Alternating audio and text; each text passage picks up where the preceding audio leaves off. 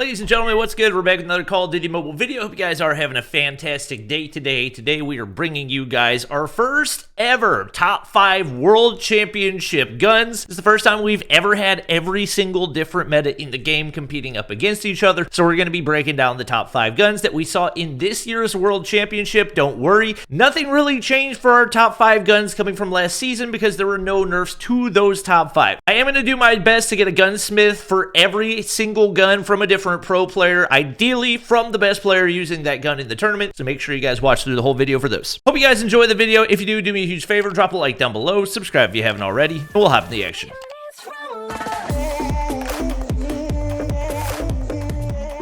Obviously, first we got to start off with our honorable mentions. We got 3 honorable mentions here. Main criteria going into these rankings are number 1, how often they're used, number 2, how dominant the players who were using them were, and number 3, how often they came out in the finals, which I feel like is the ultimate factor for how strong a weapon is. Our first honorable mention is going to be the PP-19 Bison. This is a weapon that statistically might not look all that impressive, but because of its large magazine and the mobility that it has, it's basically a fast-moving LMG. The most notable teams that we saw using it on a consistent basis were Stamina, the number 1 seed coming out of Europe, and Q9, the number 2 seed coming out of China. Especially when it comes to competitive COD Mobile, it is absolutely crucial to have a big magazine because there are so many situations that require you to pre-fire, take multiple gunfights at once, fire through smoke, or whatever else it would be. For that same reason, the Holger is going to be an additional honorable mention for the championships. The Holger is basically the better long-range version of the PP-19 Bison, arguably the best LMG in the game, although I think there is some consideration to be given to UL-736 now that it's been buffed. We'll have a different video covering that. The 100-round base magazine on the Holger, combined with the fact that it has very good long-range damage, makes it a phenomenal option even when you are playing the inside of a hardpoint because you have so much potential to be able to pre-fire doorways. The third and final honorable mention is going to go to the R9. Of all the shotguns in the game, this is the only one that we saw come out on a consistent basis, and even though we did see one map where somebody dropped crazy numbers with the KRM, it wasn't really ever used outside of Summit. The fast second shot following up the first shot with the R9 makes it a lot more forgiving than the KRM, and the ability to build for bullet spread accuracy gives it much more range as well. Because of this, for players that know how to use it in the right angles, the R9 can be used on just about any map, whether it be on control or in hardpoint. I wouldn't recommend it for search and destroy unless you're using it on Summit, but we did see multiple instances where this was able to dominate because of that insta-kill on the one-tap potential and the second shot following up being much more forgiving than the KRM. This is a gun that we have talked about being dominant in the past, and obviously because these players are so deadly accurate, they were able to use it even better. Now it's time to move on into our top 5. Even though there are quite a few players using it across different regions, I'm putting the Switchblade at number 5 because I don't feel like statistically it's able to keep up in a ranked environment. The main reason we saw it come up so much in a competitive environment is because SMG players want to have that maximum ability inside their prime range, and the Switchblade has incredible up-close time to kill and also better mobility than some other SMGs in its class. For that reason specifically, it gives players that are roaming an ability to move faster while using Skulker and Dead Silence to keep themselves stealthy, and players on the inside of a hardpoint can bob and weave back and forth to keep themselves alive. If you intend on never taking a mid to long range gunfight, then the Switchblade should be alright, but it is the most situational gun on this list. Coming in at number 4, it's the most used gun by the player that I would argue should be the World Championship MVP. It's going to be the Kilo, which was largely used throughout the competition by Tectonic and by another top KD player in Envy who played for Luminosity. The Kilo is the best long-range assault rifle in the game right now because you already have really good base bullet spread accuracy, combined with the fact that the Mythic version has a phenomenal iron sight and a 50-round magazine that you can use to build it out for range without a whole lot of penalty. For players that are looking to hold lanes with a fairly low recoil gun, the Kilo is going to be your go-to option. I will say the build that we have up on the screen is Tectonic's build, and it's not a very traditional one. However, the biggest upsides for it are, number 1, the fact that you don't have any bullet spread accuracy downsides because of the tactical suppressor, and one of the most notable attachments missing is going to be the OWC tactical laser, but it's not often used in a competitive environment because information's so crucial. There's a lot of situations where ADSing is going to give your information away, and for that reason, he ends up using long shot to give himself extra range rather than using that OWC tac laser. Obviously, Obviously, the Ranger foregrip is a little bit unusual as well, but when you want to go for maximum accuracy and you know you're already going to be prettiest in a lot of the positions that you're playing, the kilo doesn't necessarily have to be built out for mobility if you're going to be able to thrive in those scenarios. Coming in at number 3, we have one of the most versatile guns on this list, and that's going to be the CBR. There's not really any map where the CBR is not going to be able to thrive because it does have up close time to kill advantage over just about any assault rifle, while at the same time having the stability and range to be able to take some longer range gunfights, and if you're more accurate, you can still gun ARs in the proper scenario. The CBR is the do-it-all weapon on this list that you can use whether you have good ping or bad ping, big maps or small maps, and it's great with the base version of the gun as well. Me personally, I actually prefer the base version to the mythic version and the legendary, which I own. I would argue this is probably the #1 option on this list if you're a free-to-play player. There aren't really any downsides to the CBR outside of the fact that if you're not super accurate, you're going to struggle to get a 4-shot kill up close. You do need to be able to consistently aim for the upper body in order to optimize its potential. Coming in at number 2, probably the most used gun in the entire tournament is going to be the Krig 6. This is a weapon that we talked about a lot throughout the weekend because it is a very interesting assault rifle in that it's almost a flex between an AR and an SMG, which is kind of what the CBR is, being a flex between an SMG and an AR. However, the Krig does have better consistency over range, with its only real downside being the fact that it does have bullet speed, which means it's going to slightly slow down your time to kill, and if you're not playing on a great connection, it's going to get a lot tougher. The Krig's especially dominant for pro players because if you are able to consistently land upper body and headshots, you can drop it down to a 3-shot kill, which is incredibly rewarding and makes it one of the fastest killing guns in the game. As expected, this is a high skill gap weapon, but once you learn how to master it, you can use it just about anywhere. Finally, coming in at number 1, I don't think anybody who watched the COD Mobile Championships is going to be surprised to see the SKS. We do have the build for the person I would argue is the #1 COD Mobile player in the world right now, and that's going to be Lucasen. He had by far the highest KD of any player on the weekend, and were it not for the game up against Tribe on Hardpoint Takeoff, where he and his team stopped playing, he probably would have had a much higher KD than even is shown on the screen. He dropped 160 bomb on the weekend and multiple 50s across the board. This is a gun that I anticipate, because of how dominant it was for the players that use it, is likely going to get nerfed in the near future. I talked to multiple pro players throughout the weekend, and this is by far the most hated gun for players that have to go against it because there's no real counter to it outside of picking small maps and using a whole lot of smoke. The players that have truly mastered it have found out how to position themselves best to automatically get that 1-tap headshot, and once you learn to master your head glitches and hold long lanes, you can still 2-tap from anywhere on the map. Especially for Latin America teams, this was their go-to, and we even saw scenarios where one team Skade actually ended up pulling out 4 SKSs. Once again, this is a high skill gap weapon, so it might not be for every beginner, but once you start to master this, there's not a whole lot that can stop it. That is going to wrap things up for today's video. If you guys want to check out the profiles of any of the guys that I got gunsmiths from, you can find their links in the description down below, but that's going to be it for the video. Thank you guys for watching. Hope you enjoyed, and I'll see you guys in the next one.